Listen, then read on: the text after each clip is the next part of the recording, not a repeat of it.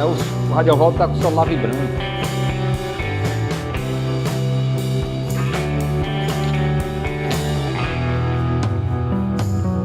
Tô ouvindo.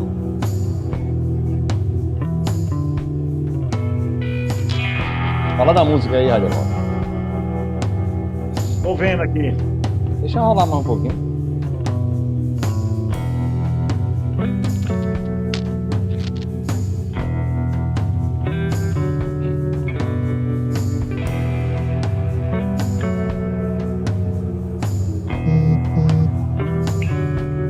E o link?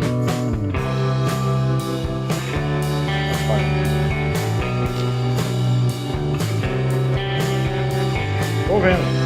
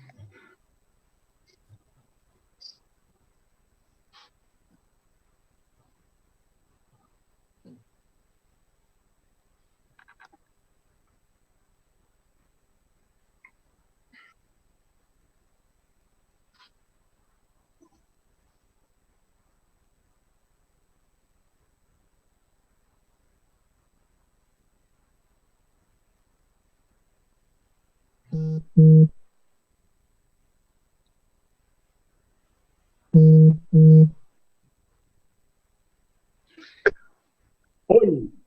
Ouvindo.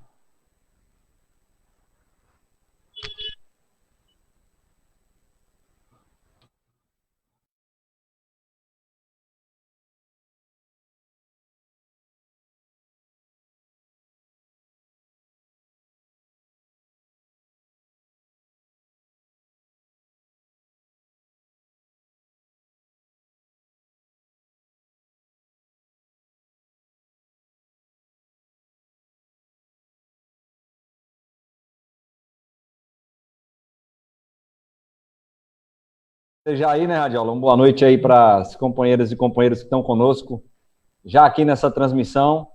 Eu e o Radiovaldo aí juntos para debater sobre esses temas do trabalho, da pandemia, os seus impactos para a classe trabalhadora e para a categoria petroleira.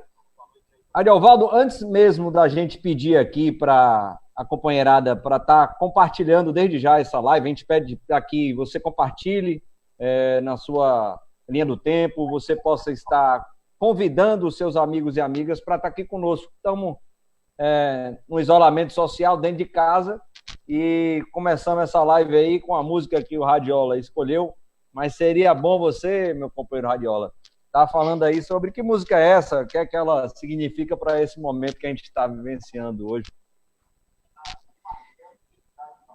Valeu, David. Grande abraço aí para você, boa noite.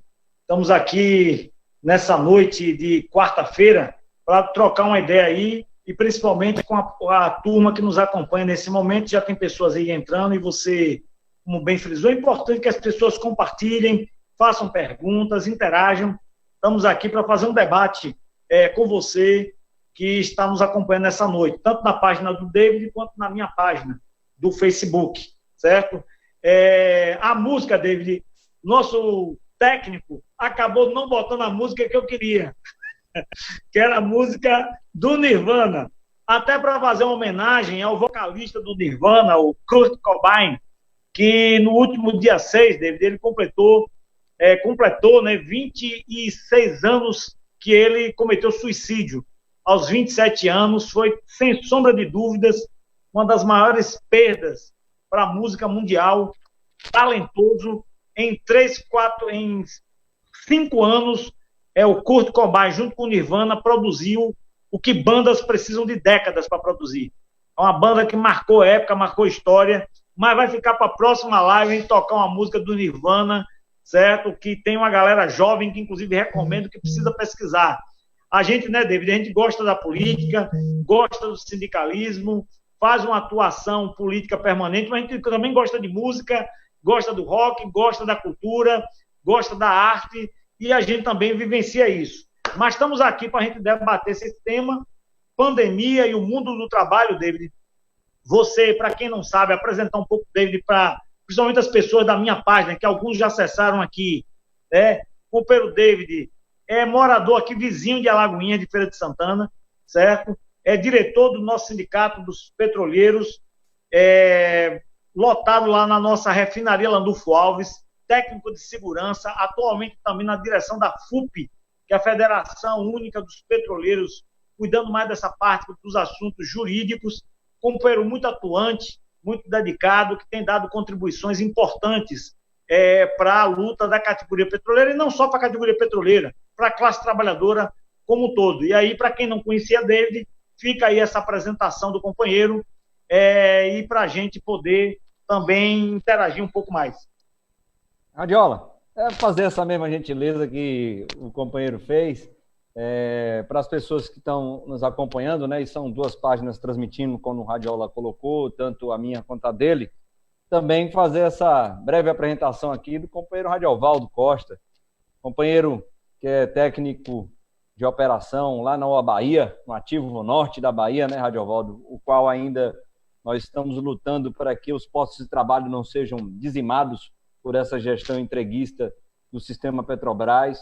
Companheiro que também já fez parte da direção da FUP, da Federação Única dos Petroleiros e Petroleiras, hoje está na direção do Sindipet Bahia, e, como todos bem conhecem, um nome que a classe trabalhadora, que o movimento sindical petroleiro forjou para nós estarmos também ocupando outros espaços no parlamento, espaços no executivo, porque a classe trabalhadora também precisa ir para além do movimento sindical, e o Radiovaldo é esse nome que, sim, nós estamos construindo junto com outros para estar se achegando a esses espaços. Foi candidato a deputado estadual na última eleição, com 38 mil votos, né, Radiola? 16 mil ali na região dele, de Alagoinhas, e com fé em Deus estaremos aí, não só cumprindo essa tarefa para dentro do movimento sindical, que o companheiro Radiovaldo cumpre muitíssimo bem, mas estará aí cumprindo essas tarefas novas que nós, do movimento, estamos aí colocando nas mãos do companheiro Radiovaldo, porque sabemos que fará bem feito, sem dúvida alguma. Aí, Radiola, tinha um roteirozinho que a gente bolou. Joga aí.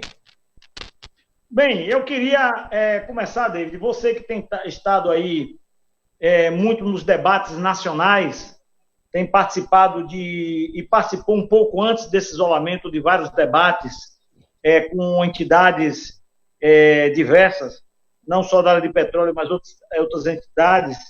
Assim, como é que você está vendo o impacto dessa pandemia do coronavírus no mundo do trabalho?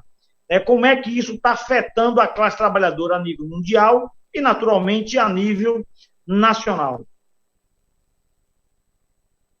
Ariovaldo, nós tivemos a oportunidade de, recentemente, estar debatendo sobre isso com outras pessoas recentemente. E, de fato, todas nós estamos vendo o impacto dessa pandemia do coronavírus, não somente para a saúde das pessoas, nós estamos vendo aí, infelizmente, as mortes elas aumentarem, né, a cada dia em alguns países, e Estados Unidos, Espanha, agora o Brasil. A gente, infelizmente, ainda está longe do pico dessa pandemia aqui no país, mas além desse impacto devastador às vidas das pessoas, dos seres humanos, nós temos, como você colocou, um impacto gigantesco na economia e, por tabela, obviamente, na classe trabalhadora, ou seja, no mundo do trabalho. Infelizmente, Radiovaldo, as perspectivas elas não são nada boas. O que o governo federal vem fazendo aqui no Brasil é quase uma gota ainda no oceano diante dos impactos que nós teremos aqui.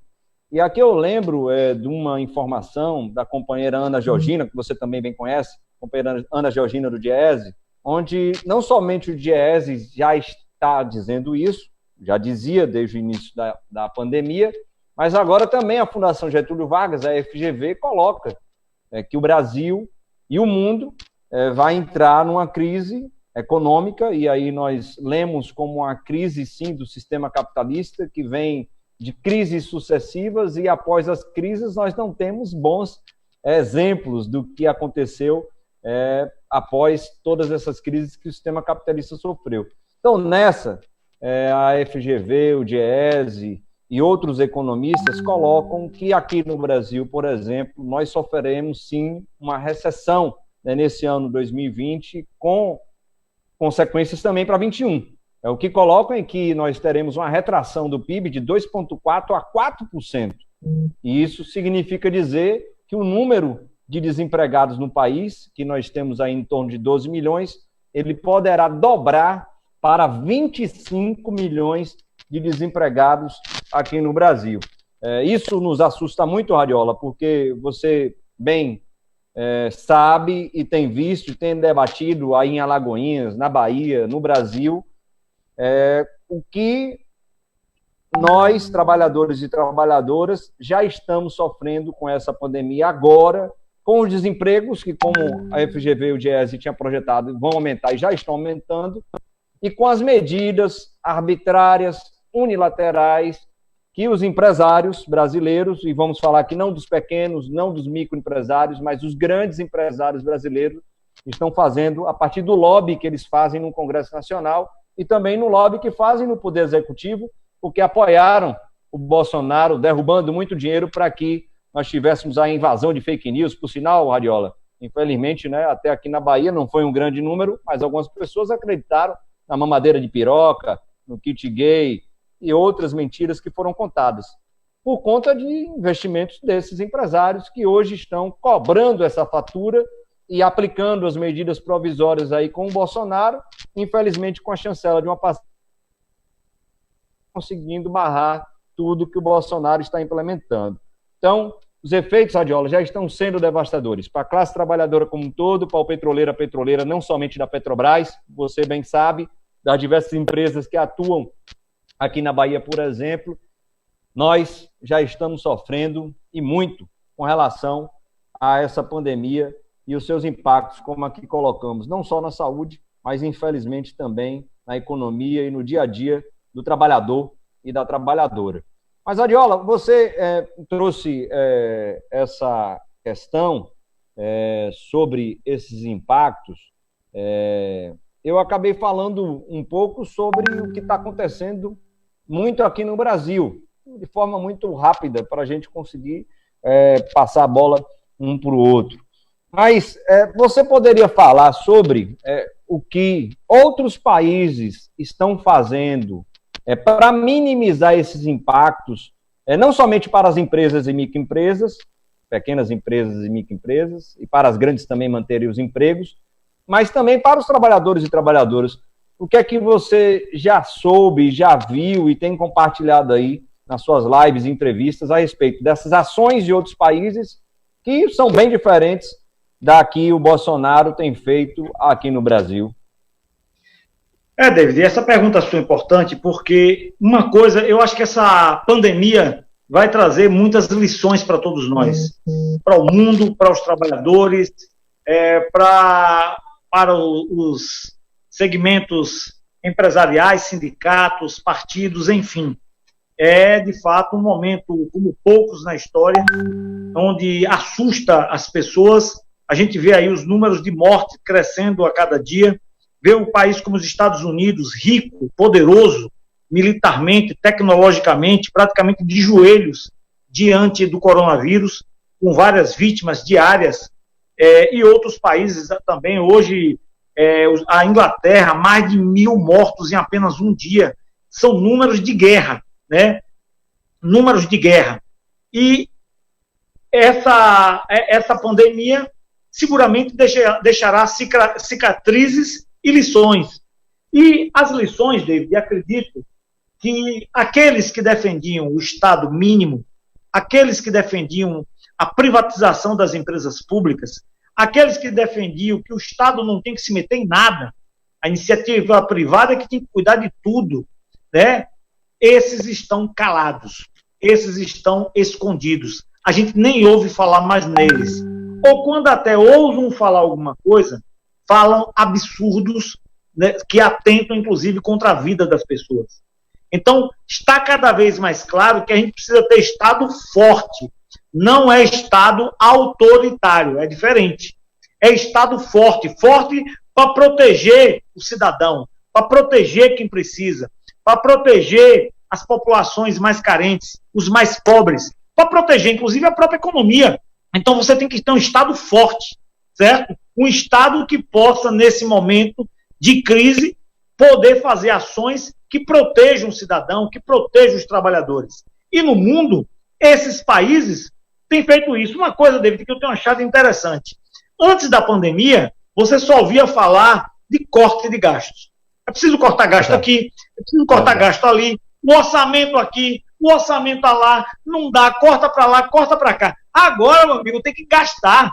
O Estado tem que botar dinheiro na rua. O Estado não é só do Brasil, não, do mundo. Os Estados Unidos vai botar 2 trilhões de dólares. É uma fábula de dinheiro. Aí a gente pergunta, vem cá, onde é que estava esse dinheiro há 2 meses atrás, que todo mundo dizia que não tinha dinheiro para nada, e agora deve aparecer o dinheiro 100 bi para cá, 50 para lá, não sei o quê. Exatamente, o Estado tem que ser forte, o Estado tem que fazer isso. E é interessante, David, ver essas figuras que defendiam o Estado mínimo, né, batendo na porta dos estados, desesperados, pedindo socorro e ajuda para poder garantir a proteção dos seus negócios.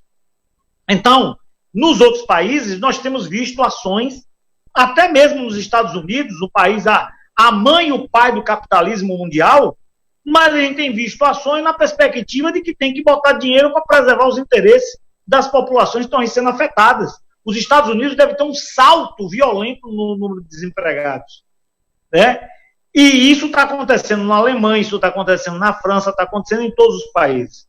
Mas aqui no Brasil, David, parece que a gente tem uma anta, né, um incapaz, certo? Um presidente que vai na contramão de todos no mundo, certo? De todos, tanto na parte científica, porque parece que é um presidente que está na Idade Média, né? É um presidente que vai contra as orientações científicas e técnicas de pesquisadores, não só do Brasil como do mundo, e também na questão econômica, apesar de começar a ter que perceber que tem que mudar de postura e fazer usar, sim, o papel do Estado forte, mas ainda adota medidas sempre que pode, na perspectiva de proteger o capital e atacar e retirar direito de trabalhadores, certo? As famosas medidas provisórias que foram aí lançadas, medidas provisórias que permitem retirar, diminuir salário, que permitem suspender contrato, que permite retirar direitos, e mais, David, é incrível como esse governo tem na sua raiz, e mesmo no momento de crise como esse, eles não abrem mão disso, um governo que não entende o papel importante das entidades sindicais no processo de negociação coletiva, que quer impor a negociação individual, que quer excluir as entidades sindicais do processo de negociação e do seu papel histórico, né, não só no Brasil como no mundo, de defender e negociar os interesses coletivos das suas respectivas categorias. Nesse momento, David, a gente vê também que a importância das empresas públicas, a importância de ter empresas públicas como a Caixa Econômica Federal, como o Banco do Brasil. Cadê os bancos privados? Onde é que esses bancos estão? Bancos que lucraram bilhões bilhões. E na hora de distribuir o dinheiro, na hora de fazer ações em benefício do povo, sempre aparece o Banco do Brasil, a Caixa Econômica Federal, o Banco Central, o BNDES, as instituições públicas, porque o que é público é de todos. O que é público é de todos nós. A Petrobras, que está indo na contramão do que deveria fazer, que nós podemos até falar um pouco mais sobre isso, graças a essa direção entreguista que está aí, uma direção sem compromisso, enfim. Então, é lamentável que a gente tenha aqui no país um governo que não segue na mesma cartilha que os países europeus, que os países asiáticos, que o próprio Estados Unidos vem fazendo. A Argentina vem dando um show aqui, vizinho nosso, do que deve ser feito para proteger o cidadão, o trabalhador, as pessoas que mais precisam. Então, é preciso que você que está acompanhando a live perceba isso. É preciso perceber para quem esse governo está a serviço. A serviço de quem e de quem? A serviço de empresários que querem voltar a todo custo às suas atividades, mesmo colocando em risco a vida desses trabalhadores e das suas famílias. Né? Interessante, David, que também uma outra lição que a pandemia traz. Está provado mais do que tudo, quem gera riqueza é trabalhador. Os empresários, os patrões, com seus bilhões e milhões nas contas, as notas de 100, sem os trabalhadores, David, não são nada. Não fazem gerar o recurso e o volume de dinheiro que a economia precisa. O trabalhador é peça-chave fundamental no processo econômico e produtivo do Brasil e do mundo. É preciso que você, trabalhador, perceba isso. Porque nós, dos sindicatos, ainda vem falando isso há quantas décadas que a gente fala que é preciso que os trabalhadores se unam, que nós somos a mola mestra desse processo produtivo, que são essas mãos dos trabalhadores que têm capacidade efetiva de produzir riqueza. E a pandemia agora provou isso, está claro. Mas a gente vê aí empresários, né, os grandes empresários, o velho aí daquela loja, o apoiador cego da Ravan, o lunático que apoia Bolsonaro, querer produzir a todo custo, colocando em risco a vida das pessoas. Então, isso tem que ter nosso repúdio. Esse tem que ter a nossa postura contrária a esses encaminhamentos desse governo. Então, acho que a gente está chamando a atenção, as redes sociais estão ajudando a chamar a atenção disso tudo, a aflorar esse debate. Essas lives que acontecem, né, tem provocado esse debate para que a gente possa entender, de fato, como funciona esse mecanismo da economia e da política nacional. A que serviço está esse governo que aí está.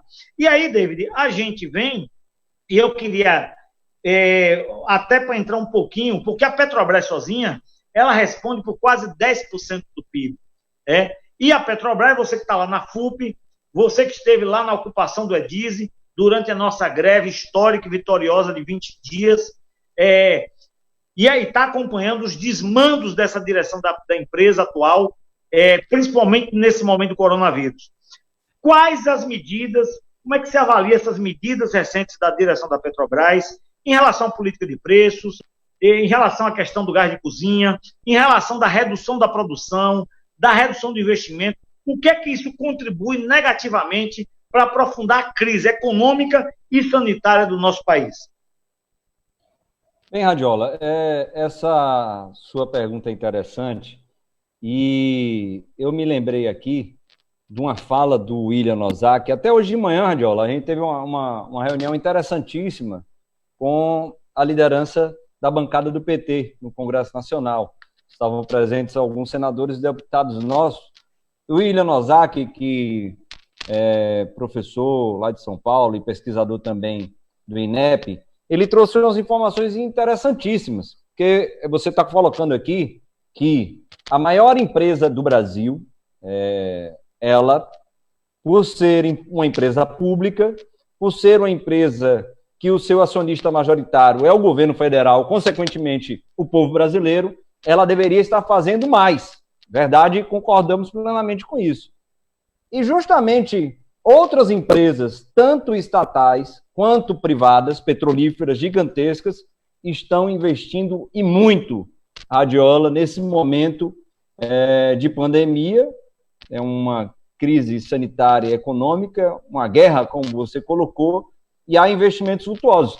Então, ele, por exemplo, ele mostra que a Sinopec, que é uma empresa também chinesa, ela já destinou 7 milhões de dólares, 18 mil litros de diesel, 700 toneladas de desinfetantes, está produzindo 200 mil peças de máscaras hoje descartáveis, tem uma produção diária que deve atingir 600 mil máscaras.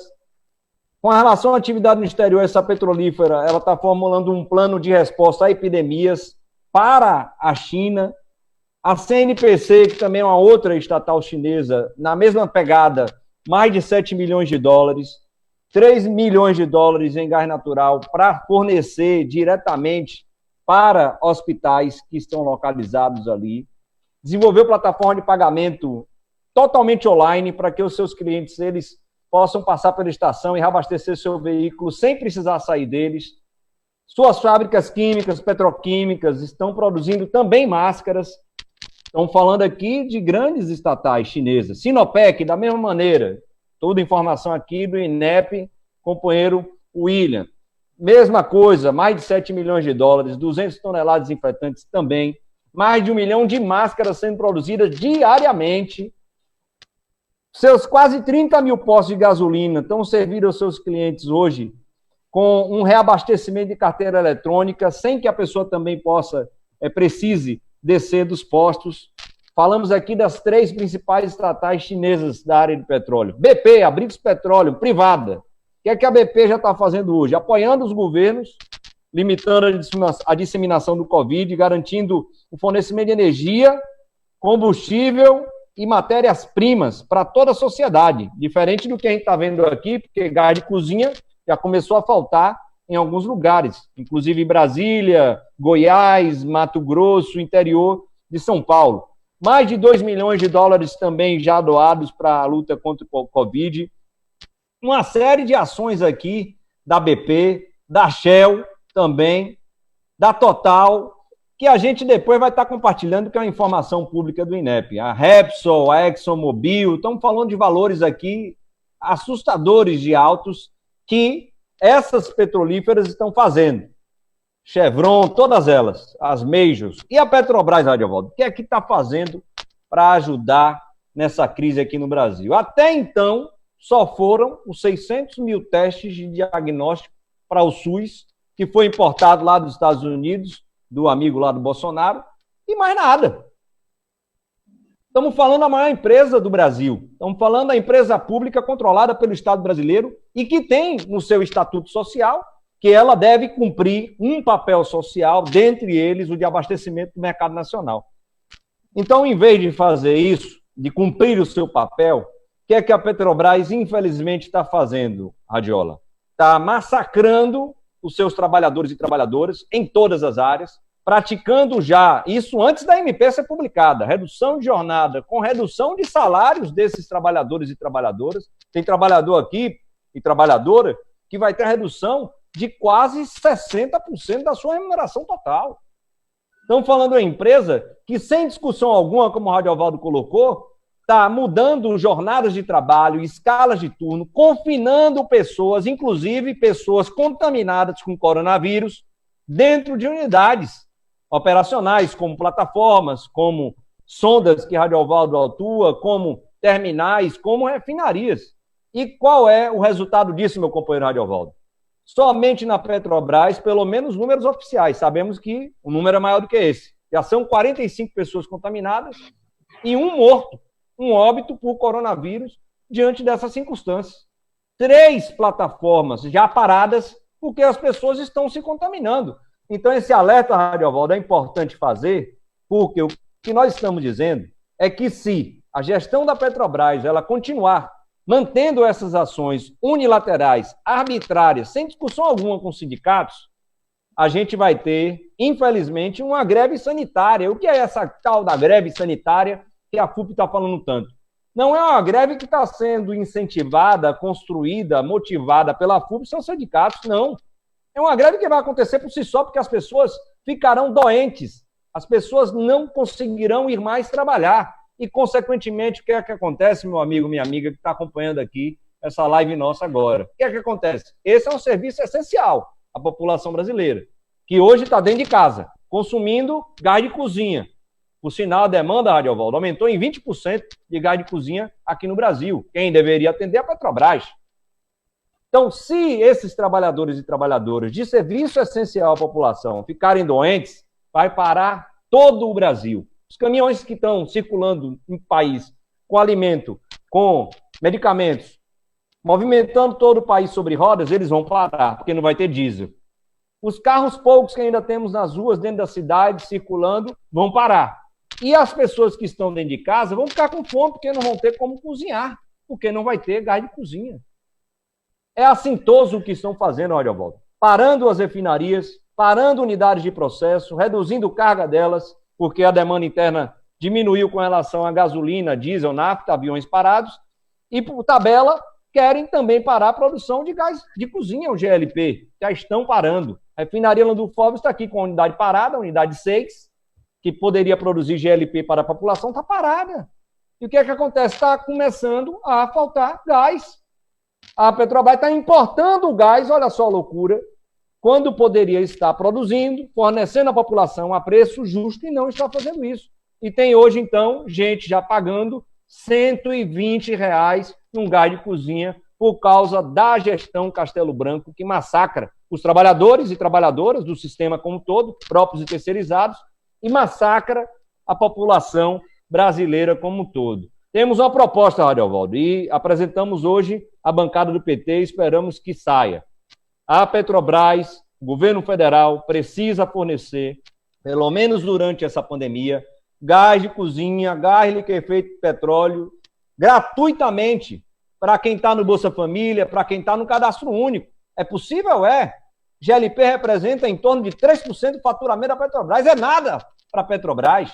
E o restante da população pagar preço justo, reduzindo margem de lucro da refinaria, reduzindo margem de lucro das distribuidoras, das revendedoras. E o governo federal subsidiando, sim, se necessário for. Então, a gente tem proposta, porém, infelizmente, a gestão da empresa não nos ouve e a gente está aí buscando os outros órgãos, o Ministério Público do Trabalho, o TST e até mesmo agora o Parlamento Brasileiro, que tem demonstrado a sua força e o seu valor diferente do presidente do Brasil, com o seu clã, com o seu gabinete ou comitê do ódio, que infelizmente não consegue fazer a gestão do país e ficam os militares por detrás controlando esse fantoche que é o Jair Messias Bolsonaro. Então está desse jeito, infelizmente, Radiovaldo, na Petrobras, e seria interessante você trazer esse relato daí da região, de Alagoinhas, Catu, Pojuca, que com certeza tem gente nossa acompanhando, filiados e filiadas ao Sindicato Bahia, e pessoas que você lidar no seu dia a dia. Como é que está a situação aí? Não entrando ainda na questão das cidades, das prefeituras, tanto de Alagoinhas como em Feira, mas como está aí o trabalhador, a trabalhadora, nessa região, que já foi e precisa continuar sendo, um grande polo da indústria de petróleo e gás aqui no Brasil. Como estão esses trabalhadores, não somente da Petrobras, mas também do setor privado, dos terceirizados e de outras categorias que você tem relação diária aí. Como está essa situação dessas pessoas? David, aqui a nossa região, né, essa região nossa de Catu, Alagoinhas, Entre Rios, como é uma região produtora de petróleo e gás, naturalmente, com essa queda do preço do barril, e por ser unidade antiga, uma produção pequena, importante, mas pequena para o contexto geral da Petrobras, infelizmente a direção da empresa não tem priorizado os investimentos aqui na nossa região. Isso tem provocado demissões, isso tem provocado desemprego. A indústria do petróleo aqui, na área de produção de petróleo e gás, ela ainda gera, de aproximadamente, entre próprios e terceirizados, cerca de 3.500 postos de trabalho. Não é pouca coisa. E isso, infelizmente, vem sendo diminuído a cada dia por conta da diminuição dos investimentos que a direção da Petrobras tem promovido. Vejam o absurdo que eles fizeram aqui em Sergipe agora. Uma área muito parecida com a nossa, antiga, produção pequena, mas importante lá para o estado de Sergipe, que é um estado, inclusive, que tem menos oportunidades industriais do que a Bahia, depende muito mais da indústria do petróleo do que a própria Bahia, e a Petrobras simplesmente mandou parar os campos de produção. Fechou os campos, reduzindo a produção da Petrobras a nível nacional em cerca de 200 mil barris de petróleo, sobre a alegação da crise do petróleo e da própria pandemia. Ora, é no momento de crise, que nós já discutimos aqui anteriormente, que o Estado tem que ser forte, o Estado tem que investir para garantir, inclusive, que o investimento público atrai o investimento privado. Então, se o público recua, o que vai acontecer com a iniciativa privada? Vai recuar mais ainda. E esse recuo irá trazer algo sintomático, desemprego, né? Desemprego que vai ampliar, com isso aumenta a desigualdade social, traz uma série de problemas sociais, certo? Fome, dificuldades na saúde, na educação, até mesmo em índice de violência, que acabam sendo afetados por conta dessa conturbação social que pode acontecer no Brasil. Então, nesse momento, a Petrobras ela tem um papel fundamental. Ela tem que ser a locomotiva dessa economia. Ela tem que puxar, porque a Petrobras, como ela é muito grande, ela atua em vários locais e em vários segmentos, ela pode, inclusive, puxar esses vários segmentos com compra de bens e serviços, contratação e geração de empregos.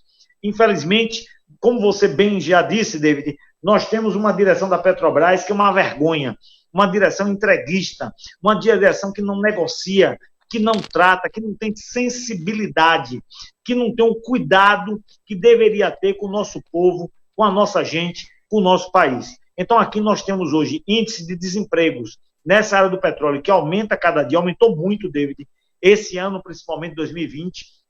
Acho que com a pandemia nós teremos esse número aumentado, certo? A produção aqui está sendo diminuída intencionalmente, os investimentos têm sido diminuídos, principalmente na sondagem e em outras áreas importantes aqui da área de exploração e produção. Nós poderíamos, pelo menos, se fossem feitos os investimentos necessários, manter e até mesmo aumentar um pouco a produção, mesmo com o preço do barril hoje que está, porque a gente não pode ter na Petrobras uma leitura apenas mercantilista. A Petrobras não pode ser entendida como uma empresa que tem que ter o lucro para dar retorno para os seus investidores que estão lá na Bolsa de Valores de Nova York ou aqui na Bolsa de Valores de São Paulo. O maior retorno que a Petrobras precisa dar é para a sociedade brasileira, é para seu povo, com ações como a que você colocou, David.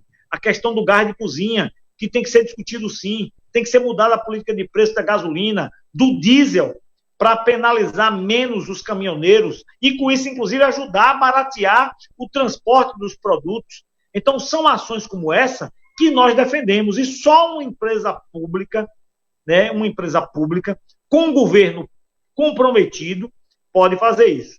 Como a gente não tem um governo comprometido, como a gente não tem uma direção também comprometida, nós estamos tendo a Petrobras na contramão das empresas, até privadas, que David relatou aí, até privadas, porque até as empresas de petróleo privada estão fazendo mais do que a Petrobras, que é pública, né? Então é lamentável, nós que conhecemos a Petrobras, sabemos da sua importância, ver a empresa trilhando esse caminho e afetando aqui, David, toda a região.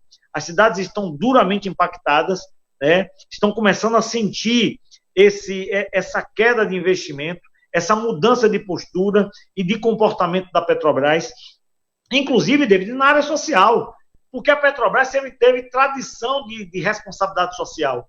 Hoje, essa tradição está sendo perdida. Nós não temos mais projetos e ações sociais ou ambientais da Petrobras aqui na nossa região. No momento desse de crise, mais do que nunca, a importância de uma empresa como a Petrobras para poder auxiliar e ajudar as prefeituras no combate à pandemia. E isso não tem acontecido e a tendência é que piore com essa direção que está aí, preocupada apenas em atender os interesses do mercado, os interesses dos acionistas, os interesses de investidores que têm muito dinheiro e querem continuar ganhando dinheiro com a Petrobras. Fica aqui o nosso repúdio, as nossas entidades sindicais têm combatido isso, têm lutado contra isso, né, têm enfrentado essa realidade e de forma sistemática. A nossa greve foi um exemplo de enfrentamento, mais do que uma greve por direitos, ou por benefício direto para a categoria petroleira, foi uma greve de defesa da empresa como empresa pública, de chamar a atenção da sociedade do que está acontecendo com a empresa que é sua, do povo brasileiro, é nossa, nós construímos a Petrobras. A Petrobras não pertence a esse governo que está e muito menos aos seus entreguistas que estão comandando a empresa. Pois é, David, esse bate-papo tá bom. E olha, David, vou lhe dizer uma coisa, viu? Nós estamos, velho, disputando com Marília Mendonça, viu? Hoje a live é de Marília Mendonça. E a gente não é brincadeira enfrentar Marília Mendonça no mesmo horário, certo? E agora está então, tendo um panelaço também, porque teve um panelaço, né? Pois é, cara. Olha, só a gente mesmo para enfrentar Marília Mendonça, a Globo e Companhia Limitada. Mas vamos nessa, certo? A galera da sofrência tá com um olho em Marília Mendonça, outro olho aqui na gente. Estamos aqui fazendo esse debate bom, um debate interessante, um debate que busca ajudar as pessoas a compreender esse momento difícil que a gente está vivendo, mas um momento, né, David, de esperança. A gente quer também levar esperança para as pessoas. A mudança está em nossas mãos. A gente precisa fortalecer as nossas entidades, a gente precisa participar mais do debate democrático, a gente precisa debater com os amigos, entender que a política é algo fundamental e importante para nossas vidas. A gente precisa valorizar os processos eleitorais, a gente precisa combater os mal políticos, certo? Que não tem compromisso com o povo. Eu acho que em momentos como esse, nas redes sociais, contribuem de forma decisiva para essa abertura desse momento ímpar que nós estamos vivendo e que a gente espera que saia coisas boas, a gente supere a pandemia. Estava vendo aqui, viu, ao vivo, David, nós já chegamos a 800 mortes. É assustadora, cara, o que aconteceu no Brasil. O Brasil completou hoje 800 mortes, certo? E os Estados Unidos, estava vendo aqui no site, está de joelhos.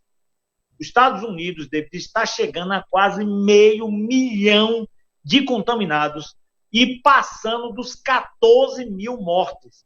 A nação mais rica e poderosa do mundo está sofrendo muito e nós somos solidários. A gente tem toda a divergência do mundo com o governo americano. Um governo imperialista que explora os países pobres, explora os povos do mundo, age como xerife mundial, mas a gente não pode, né, David, comemorar o sofrimento do povo americano, do trabalhador americano, das pessoas que estão lá morrendo, inclusive por conta das práticas do governo americano, de que brincou com a pandemia, como o outro incapaz e lunático aqui do Brasil fez a mesma coisa.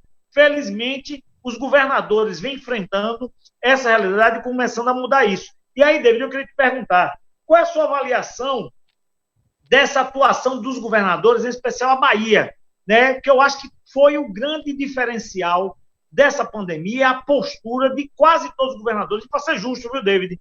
Até governadores de partidos que a gente não tem muita relação, como o PSDB, né? Os governadores foram firmes no enfrentamento do lunático lá de Brasília para defender ações que principalmente prezam pela ciência, pela pesquisa, pelos pesquisadores, pelas orientações das entidades sanitárias.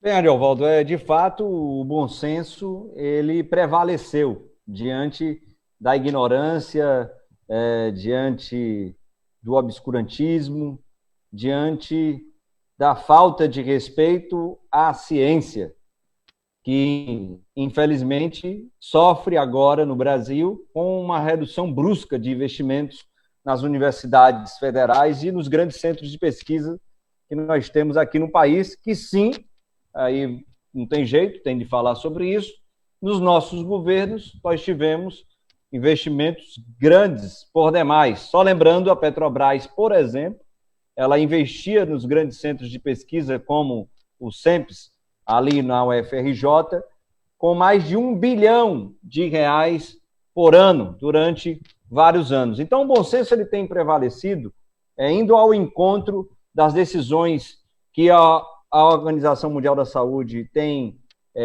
colocado para os diversos países, apesar das críticas, como você colocou, do Trump, apesar das críticas do próprio Bolsonaro, apesar das críticas do primeiro-ministro da Inglaterra, a maioria dos grandes líderes mundiais, das várias matizes, sejam de esquerda, sejam de direita, eles respeitaram as orientações das autoridades sanitárias, médicas e da ciência.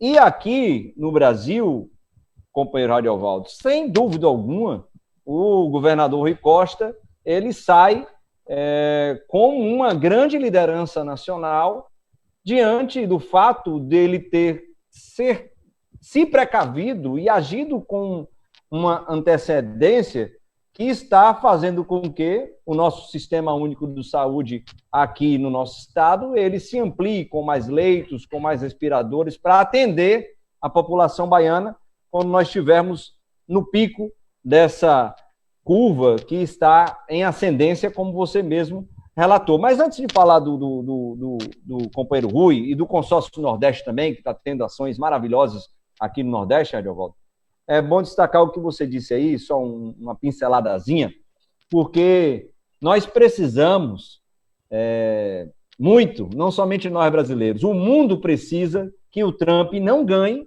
a eleição em novembro nos Estados Unidos da América do Norte. Ele precisa perder essa eleição. E houve um gesto importante que hoje os democratas eles se concentram numa candidatura para fazer frente ao Trump nesse processo eleitoral. Mas voltando aqui à Bahia e ao consórcio Nordeste, sem dúvida alguma, o Rui se destaca. Se destaca nas ações de isolamento social, a contragosto do empresariado baiano, a contragosto de alguns, não de todos, de alguns prefeitos, inclusive, Ariovaldo, prefeito de Vitória da Conquista, irresponsável. Prefeito de Vitória da Conquista sai com um decreto na semana passada, não nessa, na semana passada, abrindo todo o comércio novamente. Vamos observar, sem dúvida alguma, os índices de contaminação e de mortes ali nessa região do nosso estado da Bahia. Mas, a contragosto de tudo isso, o Rui ele se coloca numa posição muito coerente e correta. E, para além do estado da Bahia, Radiovaldo, ele que é presidente do consórcio Nordeste, puxa ações com outros governadores aqui da nossa região, que é tão preterida em âmbito nacional, que sofre com os preconceitos históricos que levam a essa região a ser, junto com a região norte, as mais subdesenvolvidas, sem incentivos industriais, sem um bom índice de desenvolvimento humano. Melhoramos no PT, mas agora estamos ladeira abaixo novamente devido ao preconceito que o próprio presidente da República tem a gente. Então, o consórcio Nordeste, uma das primeiras ações, qual é? O consórcio Nordeste contrata como consultor do consórcio dos 9 estados um grande cientista da área sanitária para dar orientações para os governantes, para os secretários de saúde, com base na ciência. Diferente do asno do presidente da República, que houve o Carluxo, o Flávio, o Eduardo Bolsonaro e aquele terraplanista, que a gente aqui evita xingar, do Olavo de Carvalho. Então, sem dúvida alguma, o Rui e os governadores aqui da nossa região têm sido exemplo para o resto do país. E se o Dória, Radiovaldo, se o Witzel, se outros governadores, inclusive o outro tucano lá do Rio Grande do Sul, eu esqueci o nome dele, Leite, se eles fizeram alguma coisa, foi por conta da iniciativa primeira do companheiro e governador Rui Costa. E olha, Radiovaldo, que nós temos algumas divergências com o companheiro Rui. E é normal. Tenho divergência com o Radiovaldo, algumas, é normal também. Mas o Rui, nesse sentido, ele tem dado exemplo, sem dúvida alguma. Agora, Radiola, me preocupa muito algumas cidades aqui da Bahia. Até mesmo a CM Neto está dando seu exemplo ali em Salvador, e ele sai com a frase que virou até meme, Radiovaldo, você viu?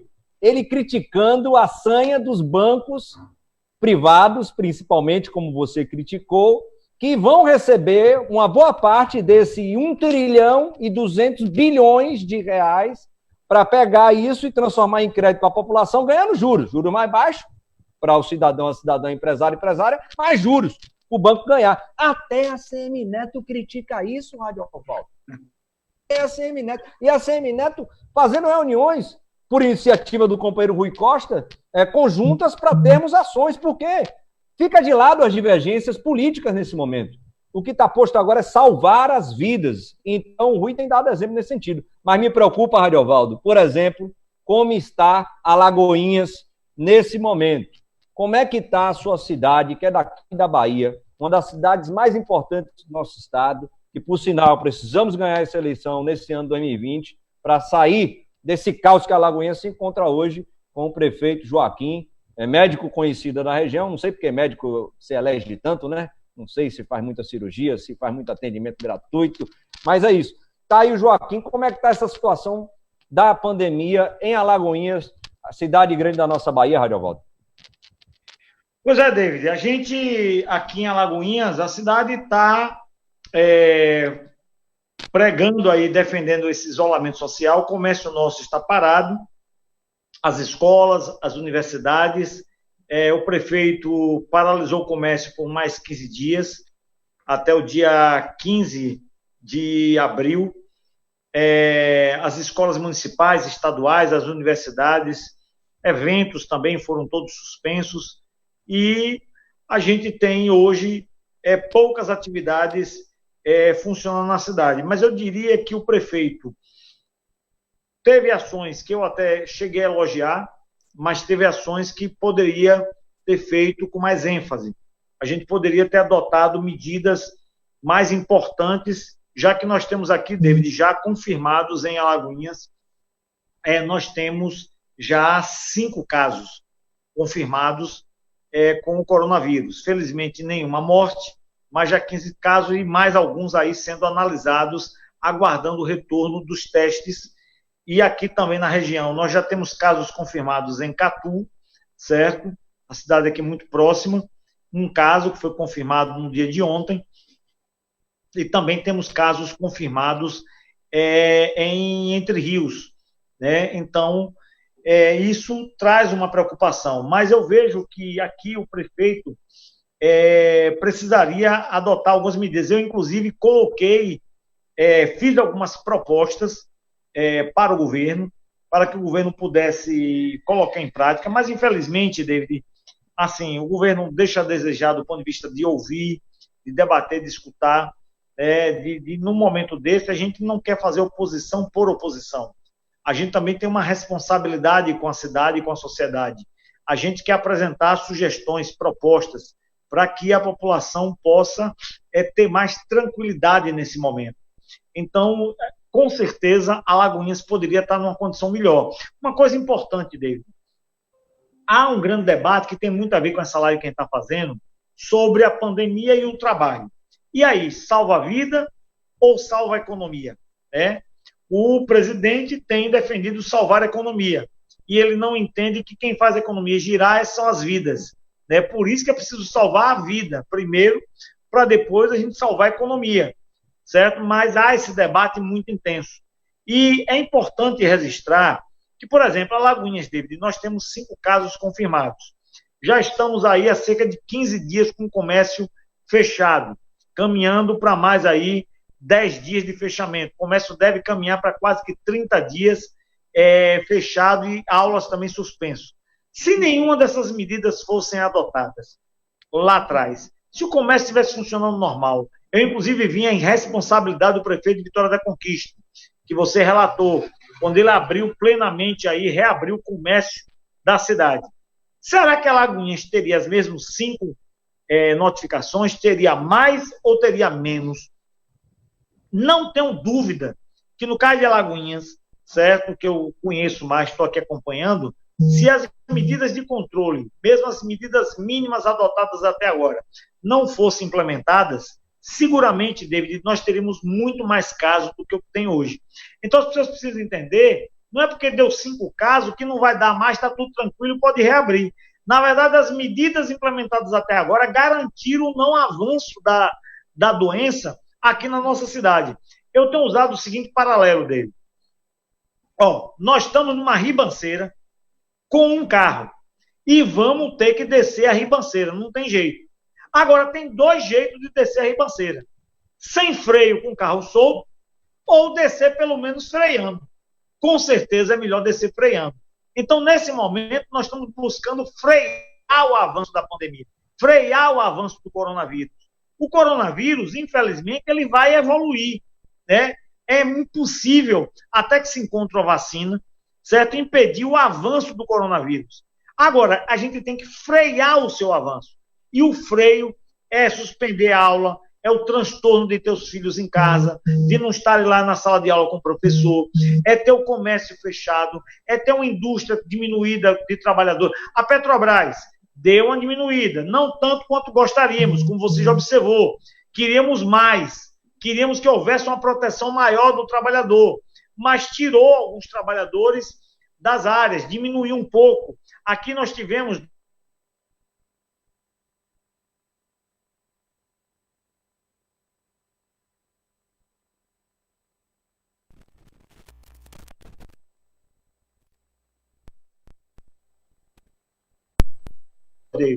tem uma indústria de calçado aqui, e botou todo mundo em casa. Por enquanto está todo mundo em casa. Mas essa medida é importante para preservar a saúde das pessoas. Então, acho que é preciso sim preservar a vida primeiro, é preciso adotar medidas para garantir o sustento das famílias e dos trabalhadores. Sou defensor que adote medidas também para proteger o pequeno, médio, microempresário, certo? Que não tem capacidade financeira, que a mesma capacidade que as grandes indústrias, que as grandes empresas, que os grandes empresários faturam bilhões. Esse micro, pequeno empresário, o autônomo, ele precisa da proteção do Estado federal, estadual e municipal. Ele precisa somar esforços na perspectiva de proteger esse pequeno negócio, esse empresário que gera poucos empregos e também da proteção aos empregos gerados por essas pequenas empresas. Então, isso nós somos defensores. Agora, colocar a economia funcionando normalmente, como se nada estivesse acontecendo, para atender única e exclusivamente aos interesses dos grandes empresários, isso é um crime com o nosso país, é colocar todos em riscos, é garantir que nós iremos perder milhares de pessoas vítimas pelo coronavírus. E aí, David, Feira de Santana, a nossa segunda maior cidade do estado, inclusive foi a primeira cidade do interior a registrar casos de contaminação. Se eu não me engano, aí já está com 35, 40 casos, me parece algo em torno disso. Como é que está a situação nessa princesa do sertão? Adiola, eu estou preocupado, a verdade é essa, com a situação aqui de feira. Eu vim do Rio no dia 12, na verdade, dia 12 fui para Brasília para uma reunião do Diretório Nacional do PT, convite feito para a gente falar sobre a greve e suas repercussões. De lá eu vim para a feira. Eu cheguei com alguns sintomas aqui, né? Com tosse, dores no corpo, calafrio, diarreia, e passei assim um bom tempo. Aqui, Radiovaldo, eu procurei quem você não imagina para primeiro verificar o que era. Eu não consegui fazer o teste aqui, de jeito nenhum. Tive que ir para Salvador, pagar um laboratório privado, particular, para fazer esse teste.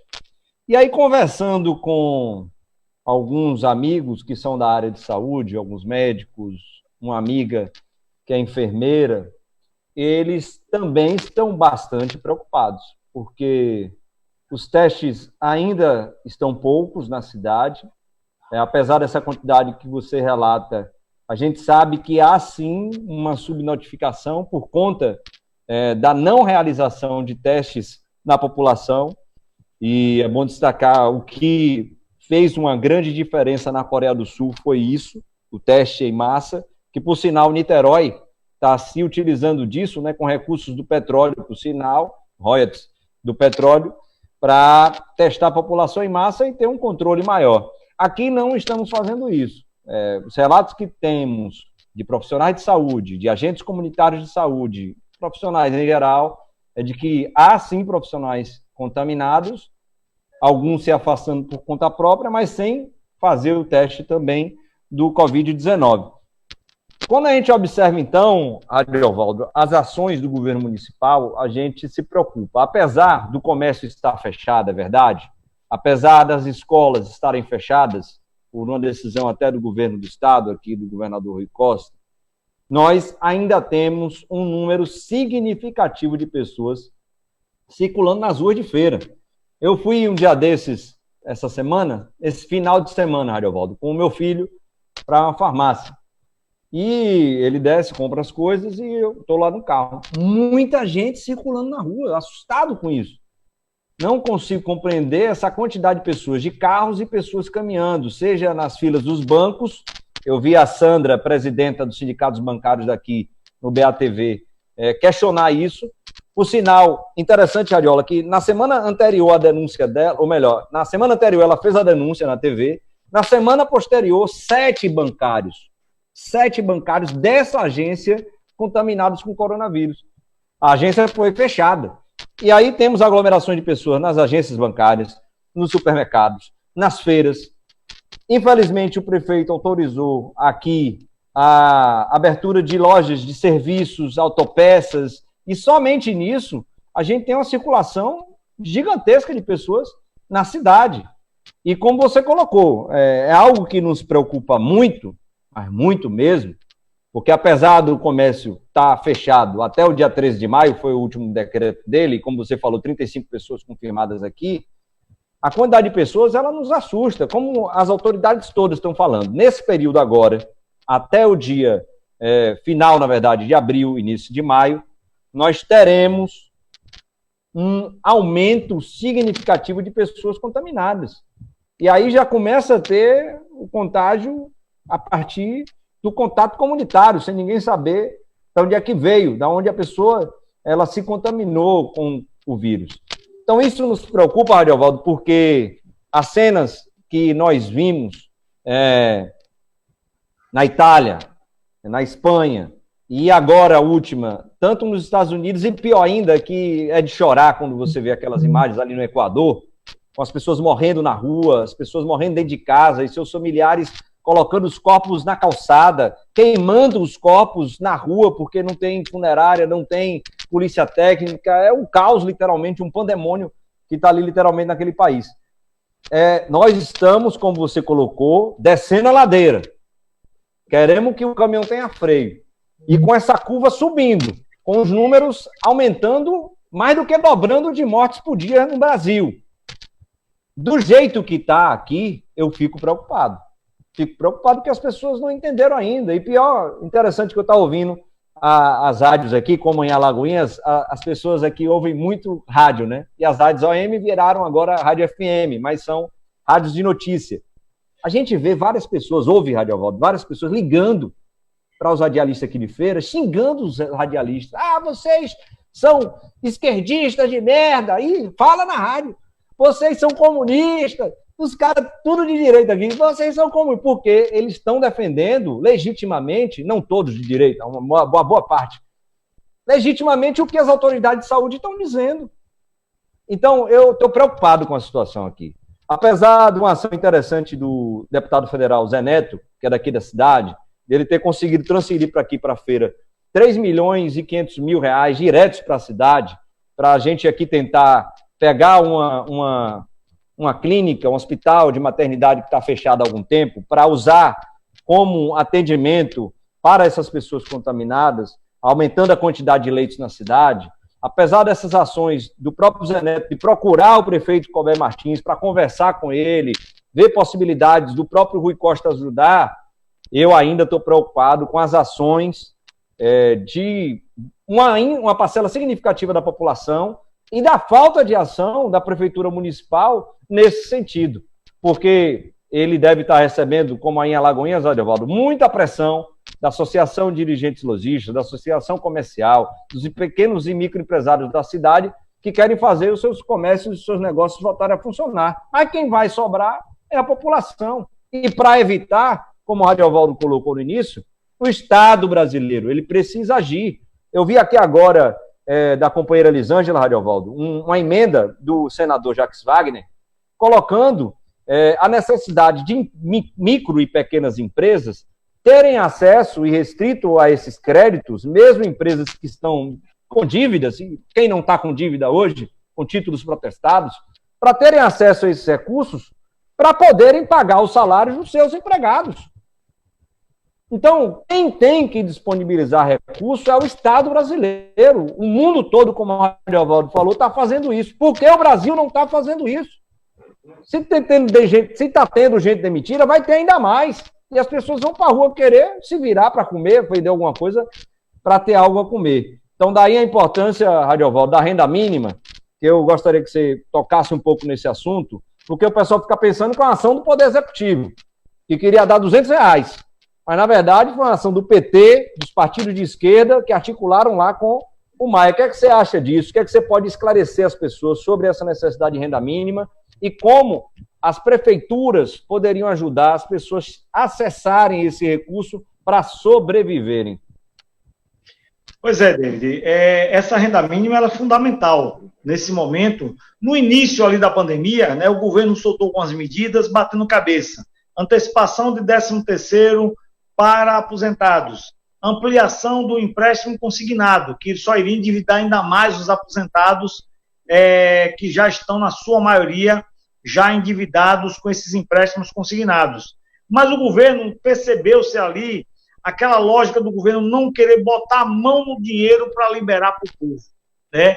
E depois da pressão do parlamento, das entidades, da sociedade, da imprensa também, e aí os nossos parlamentares de esquerda, a nossa oposição lá no Congresso Nacional, senadores e deputados federais foram fundamentais, né, como o David aí colocou, para fazer uma ação conjunta no Congresso, mesmo não sendo maioria, para garantir que o governo, de fato, abrisse o seu orçamento e criasse agora esse termo utilizado de orçamento de guerra, que é o orçamento dos recursos da União para serem investidos no combate à pandemia, seja na saúde diretamente, com aquisição de materiais, hospitais de campanha, repasse para os municípios, estados, e aquisição também de EPIs, né, mas também no fornecimento de recursos para os desempregados, os trabalhadores, os autônomos, as pessoas que estão no cadastro único,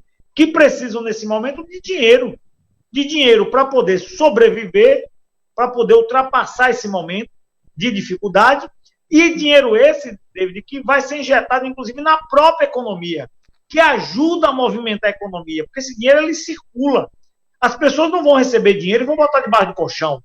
As pessoas vão pegar esse dinheiro para comprar comida, para comprar remédio, né, para pagar o aluguel que está atrasado, para poder comprar lá um material que ele precisa para dar uma condição melhor para seu filho, certo? Enfim, é uma subsistência necessária e que, como você bem disse, foi conquistada a duras penas. O governo foi fragorosamente derrotado, o governo Bolsonaro. A rejeição, inclusive, do governo Bolsonaro aumentou muito nos últimos dias por conta dos desencontros, por conta da postura equivocada. Está claro que o governo age contra o povo e a favor dos grandes empresários. Dos grandes empresários. Até o próprio atrito, e olhe que nós sabemos quem é o Mandetta. A gente que está na política, a gente sabe quem é a origem ali daquele governo. Quem é Mandetta, é só procurar ver o histórico do Mandetta, que eu sei que é o ministro atual da Saúde. Agora, David, eu tenho adotado muito uma linha que eu sempre gostei, eu sempre estudei muito história. E Brizola era um cara que eu tenho vários livros de Brizola, eu sempre gostei de estudar a história de Brizola. Brizola foi uma pessoa, assim, realmente única e até, de certa forma, injustiçada na história nacional, né? E Brizola comprou uma briga com a Globo fenomenal. Ele era inimigo número 1 do Roberto Marinho e vice-versa, né? Os dois brigavam desesperadamente, principalmente lá no Rio de Janeiro. Roberto Marinho tentou derrotar Brizola por várias vezes e não conseguiu. E Brizola usava uma frase célebre que ele colocava: quando a gente tiver em dúvida com algo, não saber o que fazer, para onde ir, a gente faz o seguinte: se a Globo está contra, a gente está a favor. Se a Globo está a favor, nós estamos contra. E agora? Então, e agora? Ou seja, então, velho, eu que estudei Brizola, David, mesmo sabendo quem é Mandetta, eu digo, bicho, Mandetta está contra Bolsonaro, eu estou a favor de Mandetta. Entendeu? Se Mandetta está contra, eu estou a favor. Então, velho, Mandetta entrou numa rota de colisão aí com o presidente. Então, velho, eu fiquei do lado de Mandetta. Eu comecei a levantar a bandeira de Mandetta, porque, velho, esse Bolsonaro é um pilantra. Esse Bolsonaro é um incapaz. Esse Bolsonaro é a pior coisa na história de... Olha, nem os portugueses foram tão nocivos com esse país do que Bolsonaro. E a história, David, vai provar isso. A história, daqui a alguns anos, vai mostrar que essa nossa fala aqui, nesse dia 8 de abril, ela é verdadeira. É a coisa mais nociva da história desse país, que já teve presidentes nocivos, que teve a ditadura militar, que teve Fernando Henrique Cardoso, que teve Collor de Mello, para não falar de outros, dos mais recentes. Mas Bolsonaro é o que tem de mais nocivo nesse país. É um mentiroso, é um enganador. Então isso tudo merece esse nosso repúdio, porque nesse momento de dificuldade do povo, Bolsonaro não agiu como deveria ter agido e ficou aí feito um banana, ridicularizado nas redes sociais, virou uma piada nacional e não age como deveria agir, garantindo a renda. Até agora a liberação dos recursos dele está em um mangue, para pagar foi uma dificuldade. Para sair esse dinheiro, uma dificuldade enorme para liberar, parece que o dinheiro é dele, parece que a dificuldade de atender a pobreza, de atender os pobres, os mais necessitados. Mas, felizmente, a coisa está saindo graças à pressão da bancada de esquerda, dos deputados do PT, mas dos partidos também como o PCdoB e outros aliados lá, que lutaram para garantir que as pessoas que precisam pudessem efetivamente receber esse recurso. Então, acho que isso foi uma vitória nossa importante e temos que cobrar mais, David. Temos que cobrar agora do Congresso a derrota das medidas provisórias que esse pilantra mandou lá para o Congresso. A medida 927 e a medida 936 tem que ser derrotada, porque são medidas que retiram direito dos trabalhadores, são medidas que prejudicam os trabalhadores, que protegem os patrões, protegem as grandes empresas. Nós não podemos aceitar medidas provisórias que se podem consolidar como lei, que venham agora colocar ainda mais para baixo o trabalhador. O trabalhador, nesse momento, precisa de proteção. E, principalmente, David, nós não podemos aceitar que as entidades sindicais sejam retiradas do seu papel histórico, que é negociar as questões de interesse da classe trabalhadora, que o governo, inclusive, tenta ferir a própria Constituição. O Lewandowski deu uma decisão importante. Ou seja, redução de salário, tem que ter negociação com o sindicato tem que dar um aval. Como é que pode ser um aval? E aí, David, já estão armando aí, ó. Querem botar para votar dia 16 no Supremo. Isso. Querem botar para votar no Supremo. Por que para botar para votar? Para derrotar, para tirar isso. Porque eles querem garantir que a redução salarial não tem o aval dos sindicatos.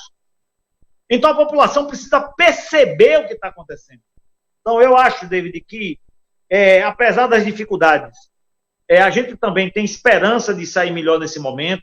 Como eu disse, nós temos várias entidades sindicais, as nossas centrais, as federações, estão aí lutando, no momento, inclusive, de dificuldade. A gente precisa também, David, justificar a nossa dificuldade temporal de agir, certo? A gente não tem, nesse momento, como fazer assembleias, paralisações, enfim. Mas, David, queria ver aí, você ver se tem algum companheiro que fez alguma pergunta ou alguma colocação. Eu acho que o nosso companheiro Átila, também da direção do sindicato, fez uma colocação aí. Eu queria até, David, você lesse a pergunta de Átila, que fala das Fafens, ou até respondesse, as nossas Fafens da Bahia de Sergipe foram fechadas, né? Poderiam estar gerando aqui, só na Bahia, David, mais de 1.000 empregos. 1.000 empregos eliminados pelo governo Bolsonaro. Eu queria que você também acompanhou isso a nível nacional. O que é que você acha dessa questão dos fertilizantes, da política da atual direção da Petrobras com as nossas fábricas de fertilizantes, não só da Bahia, de Sergipe, mas também lá do Paraná? Ô, Radiola, aproveitando aqui a oportunidade que você já está lendo aí as perguntas de algumas pessoas que estão conosco, né? Então aproveitar, mandar um abraço aí pro Beto. Beto está na Inglaterra, rapaz, acompanhando aqui a nossa live. Beto, que é um companheiro aqui de Feira de Santana, que mora lá na Inglaterra já há algum tempo. Companheiro Alexandre da direção, a Daniela, Cláudio, o Dória, também lá da refinaria, Gilberto, lá do Rio de Janeiro, Fernando, que está no Amazonas, morando em Manaus e trabalhando em Urucu. Então tem essa pergunta, Radiovaldo, que você fez, do Átila, eu vou emendar ela com uma outra pergunta de uma companheira que fez aqui a pergunta seguinte: vocês acham que poderá realmente faltar gás de cozinha? Ou a direção da Petrobras aumentará ainda mais, ou a direção da Petrobras poderá aumentar ainda mais o valor do gás de cozinha? Então, eu vou tentar responder essas duas perguntas. É uma pergunta da Mariudete Ferreira, que está lá em Valença, e acompanhando aqui também essa nossa live. Então, eu vou responder essas duas perguntas, a da Mariudete e do Átila, e tem mais duas perguntas aqui que o Wendel, Liz e o Wagner passaram, para também fazer a você, e aí a gente vai encerrando aqui essa live. Com relação à pergunta do Átila, o companheiro Átila é operador lá da refinaria Landulfo Alves e também diretor do nosso sindicato. De fato, infelizmente, essas fábricas elas foram fechadas, hibernadas, a daqui de Camaçari e também a de lá de Laranjeiras, em Sergipe, e a do Paraná, num processo até mais traumático do que a de Sergipe e daqui da Bahia. De fato, essa proposta, Átila, nós fizemos não somente ao governador Rui Costa, mas ao consórcio Nordeste, da possibilidade desses estados ou do consórcio, eles assumirem totalmente ou parcialmente com parcerias, a partir de uma parceria, nesse caso, público-privada, com o controle, obviamente, dos estados, aqui estamos falando da Bahia, Sergipe ou do consórcio Nordeste, para que essas fábricas de fertilizante continuassem na mão do Estado brasileiro em parte, ou seja, daqui dos estados do Nordeste, e tivéssemos o fornecimento desse insumo tão importante, principalmente agora, nesse momento de pandemia. Esse debate ele reapareceu no Congresso Nacional, a partir da bancada ruralista, por sinal, com informações aí do companheiro Nelson Santos. Então, nós achamos essa possibilidade, essa proposta boa, ao ponto de nós termos feito essa proposta ao consórcio Nordeste, não somente ao governador Rui Costa. E com relação à pergunta da companheira Mariudete, para ser rápido, isso já está acontecendo, Mariudete. A Andréa Truz, que é da TV 247, ela mora em Itu. Ela falou que não tem gás de cozinha em Itu. Ela está há 4 dias tentando comprar gás de cozinha e não consegue. O companheiro Paulão, que é consultor legislativo em Brasília, recentemente aposentado, ele não consegue comprar gás de cozinha em Brasília. Acabou o gás de cozinha em Brasília. Mato Grosso, Goiás e outros estados. Ou seja, os rincões do Brasil já estão ficando sem gás de cozinha. Por quê? Como nós colocamos aqui, a demanda aumentou, a Petrobras não está conseguindo produzir suficientemente para atender o mercado interno, estamos importando o gás de cozinha, vendendo mais caro aqui no Brasil, e, obviamente, por conta dessa demanda, a logística ela não está funcionando, não está atendendo ao povo brasileiro. Então, isso já está acontecendo, está faltando, e a outra parte da sua pergunta também já está acontecendo. Apesar do preço do barril do petróleo ter despencado, está caindo ainda, estacionou aí em menos de $30, a Petrobras não diminuiu o gás de cozinha, pelo contrário, aumentou o gás de cozinha. Nas refinarias, isso tem aí um efeito dominó nas distribuidoras e nas revendedoras. Quem paga o pato disso? O povo brasileiro. Então, a proposta nós fizemos aqui no início de que deveria sim ter o subsídio, principalmente para os mais necessitados, mas como aqui foi dito, a gestão da Petrobras não nos ouve e o governo federal não está nos ouvindo. Então, a iniciativa que tomamos hoje foi de procurar o Congresso Nacional para que essa ação ela seja executada e atenda os que mais necessitam. Quem está no Bolsa Família, quem está no Cadastro Único, pode ter acesso, essa é a nossa intenção, ao gás de cozinha subsidiado. E o restante da população a um preço justo, como aqui nós colocamos, que é o preço de R$40, onde ganha ainda a revendedora, ganha ainda a distribuidora, ganha ainda a Petrobras, mas com margens de lucro bem menores. Essas foram essas duas perguntas, Ariovaldo, que apareceram aqui, e eu vou te devolver duas para a gente, então, ir caminhando para o encerramento dessa live, que bate agora, nesse exato momento, 1 hora. Então, o Gilberto Martins, ele faz a seguinte pergunta. Radiovaldo David, fica para o Radiovaldo. Como está a situação das crianças de escola pública que dependem de merenda escolar para se alimentar? A gente sabe que grande parcela da nossa população é pobre e o bem-estar alimentar dessas crianças depende da alimentação nas escolas. Essa é uma pergunta. Como é que está a merenda dessas crianças na escola, meu companheiro Radiovaldo. E a outra pergunta, essa pergunta do Gilberto, e a outra pergunta que apareceu aqui é do companheiro Paulo Correia, morador aqui de Feira de Santana, que está nos acompanhando também. Como vocês avaliam a questão da pandemia e a vida dos trabalhadores que trabalham, interessante a pergunta, prestando serviços por aplicativos, Rap, iFood, aquele negócio, Uber Eats, Uber, Pop, e aí vai. Já tem até trabalhador em prateleira de aplicativo para prestar serviço. Então, essas duas perguntas, Radiovaldo, e a gente vai caminhando para o encerramento, que está batendo uma hora, e o Wendel, Elis e Wagner estão chamando a nossa atenção aqui. Vamos lá. Bem, David, sobre a pergunta da questão da merenda escolar, claro que isso varia de cidade para cidade. Há uma variação em algumas cidades, porque no caso das crianças, as que estão no ensino fundamental, é de responsabilidade dos municípios, né? As escolas, o funcionamento dessas escolas, do antigo primário e ginásio, que hoje o Estado, né, no caso do Estado da Bahia, tem assumido mais o ensino médio e o ensino pós-técnico e técnico, no caso das escolas municipais, no caso, por exemplo, de Alagoinhas, as escolas estão fechadas, o prefeito aqui decidiu fornecer uma cesta básica para cada aluno de cada escola municipal matriculado. Vão ser 16 mil cestas básicas que vão começar a ser distribuídas a partir de segunda-feira agora.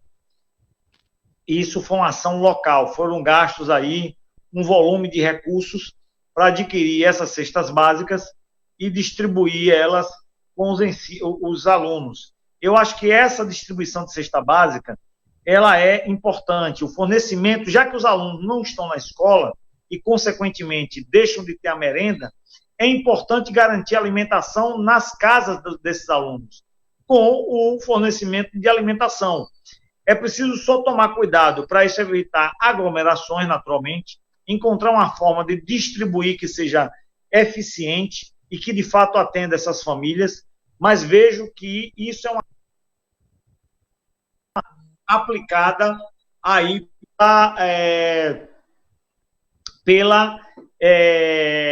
o governo federal com fornecimento da renda mínima, ou seja, aquilo que a gente falou, a ação tem que ser integrada. Você tem que ter ação efetiva dos 3 entes federativos que completem isso. Há também uma lei que foi aprovada recentemente, né? Essa lei, ela trata dessa questão, que é uma lei federal. Eu estava aqui vendo o número dela para passar aí para o nosso... É a Lei 13.987, né? Essa lei é a lei que trata do fornecimento da merenda escolar dos alunos, né, que precisam dessa alimentação. Mas vejo que a questão da alimentação ela é fundamental, é o fornecimento. A outra questão que você perguntou, David, foi sobre aí do companheiro de Feira de Santana. Os aplicativos, como ficam os trabalhadores? Não, essa turma, então, ela é importantíssima, né? Porque é um subemprego, né? Essas pessoas trabalham horas e horas, se expõem ao risco, o nível de exposição dessas pessoas, inclusive na pandemia, é elevado, certo? Se não tiverem os cuidados adequados, eles acabam se expondo. Para ter a renda, precisa, de certa forma, se expor. Vejam só, para eu ganhar dinheiro, eu tenho que me expor. E a exposição coloca a minha saúde em risco. Então, essas pessoas, vejo que é fundamental serem contempladas por esse programa de renda mínima do governo, certo? É preciso que essas pessoas tenham garantido isso. Eles têm, principalmente os deliveries, que são entregas desses aplicativos, iFood, entre outros, que em Feira deve ter vários, aqui também em Alagoinhas, é o que tem garantido, inclusive, a movimentação dos restaurantes, já que os restaurantes aqui em Alagoinhas, e acredito que em Feira não é diferente, não estão fornecendo alimentação presencial. É preciso que a pessoa vá buscar a alimentação dele ou tenha alguém que faça a entrega. Então, eu acho que o cuidado com a saúde dessas pessoas e o investimento, né, na renda mínima dessas pessoas é fundamental, porque as pessoas, principalmente os Ubers, né, os aplicativos de transporte, os taxistas também, não podemos esquecer deles, E os mototaxistas também, a em Feira tem muito mototaxista, aqui em Alagoinhas também, tiveram naturalmente uma queda na sua movimentação diária, até porque uma parcela significativa das pessoas estão ficando em casa. Então, isso diminui o fluxo de pessoas, apesar de alguns bolsões que você relatou em Feira, aqui em Alagoinhas também, David, acontece a mesma coisa. Tem dia que dá um pico de pessoas na rua, as pessoas aparecem, mas quer queira, quer não, há uma diminuição da circulação de pessoas nas cidades e isso afeta esses serviços. Então, essas pessoas precisam dessa complementação da renda através desse programa federal que precisa alcançar essas pessoas e garantir que essas pessoas possam ter o mínimo de subsistência. David, nós chegamos a quase mais de uma hora, né, de live. Foi, assim, uma experiência muito boa fazer esse debate, disputar com Marília Mendonça, lembrando bem, certo? Não é fácil. Então, valeu, David, a gente tá batendo essa bola. Vamos, quem sabe, aí, marcando outras aí para frente, discutindo um pouco mais, avaliando os acontecimentos, avaliando as informações. As coisas estão sendo muito dinâmicas, as coisas estão mudando, assim, drasticamente, mudando rapidamente. Seguramente, nós vamos entrar numa semana mais difícil do ponto de vista do crescimento da pandemia aqui no país, né? Esperamos que as pessoas contribuam, porque também deve ser falar uma coisa importante. A gente tem cobrado das autoridades, tem cobrado do poder público, queremos ações efetivas do poder público na proteção da vida das pessoas. Agora, as pessoas também precisam contribuir, né? As pessoas precisam contribuir. Então, com os cuidados de higiene em casa, de lavar as mãos, da questão do álcool em gel, da questão de ficar em casa, sair só em casos de extrema necessidade.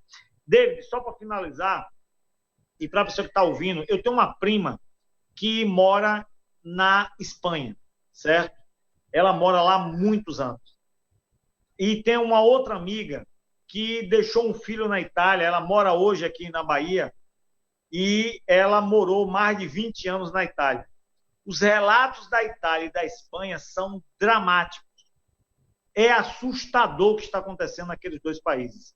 E nós não podemos deixar que o que está acontecendo nesses países são países desenvolvidos, países do chamado primeiro mundo, países com a renda per capita elevada, né? Países que têm uma realidade econômica, social muito diferente da nossa. Nós não podemos deixar que isso aconteça no Brasil. E para isso é preciso a participação e a contribuição sua, da sociedade. Então esperamos que o cidadão também contribua, que o trabalhador que esteja sendo assediado no seu local de trabalho ou sendo colocado em condição de risco, denuncie para a sua entidade sindical, seja na nossa área de petróleo ou seja em outra área. Não podemos aceitar que os patrões não nos coloquem em condições de risco, apenas objetivando o lucro e o resultado da sua empresa. No mais, David, de minha parte aqui, a minha despedida. Valeu aí para a nossa equipe técnica. Mandar um abraço aí para o Wendel, para a Elis, que trabalho perfeito.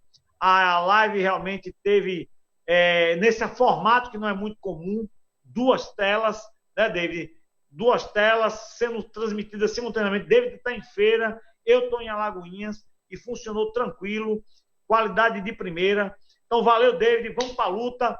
Boa Semana Santa para todo mundo, certo? Bom feriado nessa realidade muito diferente, as pessoas ainda com as suas famílias, todo cuidado para que a gente possa ultrapassar esse momento de dificuldade e buscar construir um Brasil melhor, mais justo, mais solidário, que a gente saia dessa pandemia com solidariedade, David. A gente precisa irmanar mais a solidariedade entre os povos, entre os trabalhadores, para que a gente construa um país e um mundo com mais justiça social.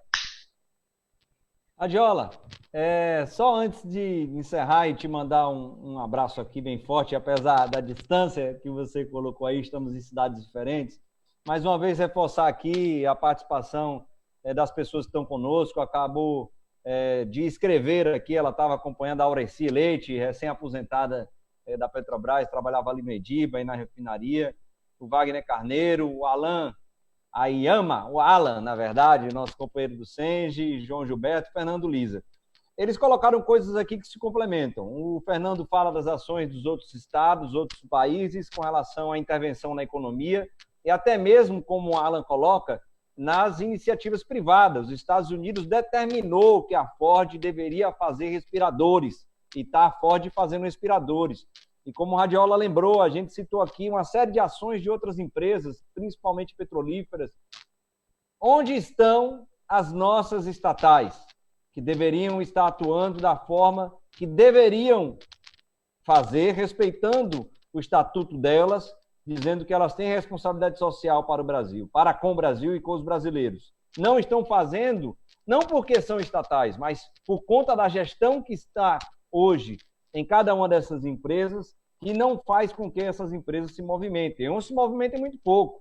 A Eletrobras devia estar cumprindo um papel gigantesco aqui com relação à energia elétrica, a Petrobras com relação aos seus combustíveis, mas a gestão Castelo Branco, a gestão do Pinto, não permitem que as empresas façam isso. O Wagner está aqui lembrando, Radiovaldo, que o companheiro senador Jacques Wagner apresentou hoje 2 emendas para ajudar as pessoas que têm dívidas, principalmente com relação a financiamentos imobiliários, para que haja suspensão do pagamento dessas parcelas, para jogar lá para o final durante 4 meses. Uma emenda importante nesse momento.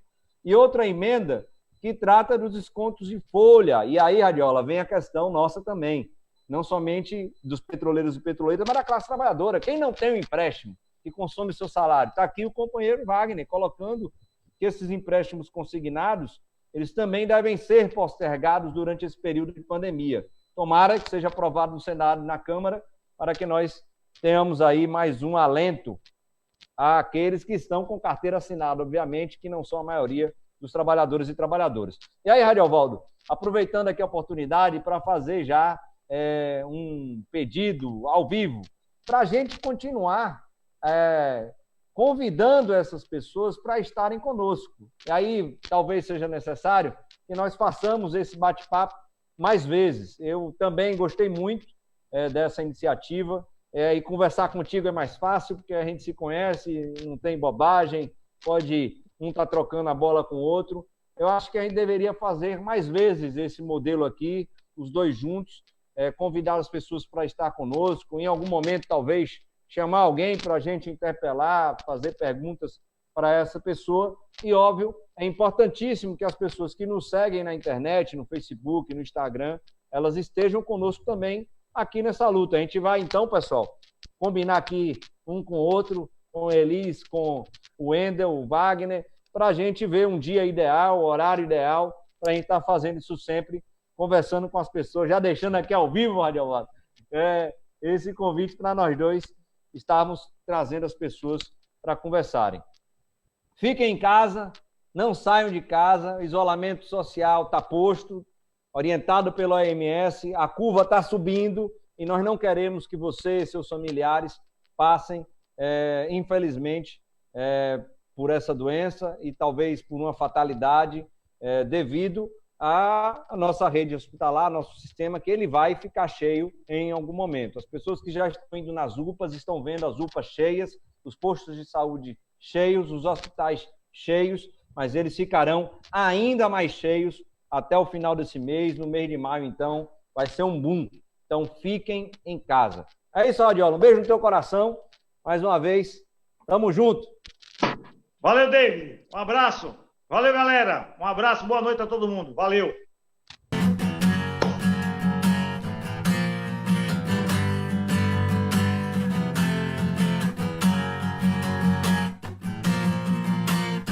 E aí?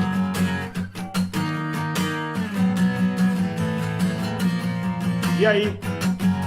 Saiu, Wendel?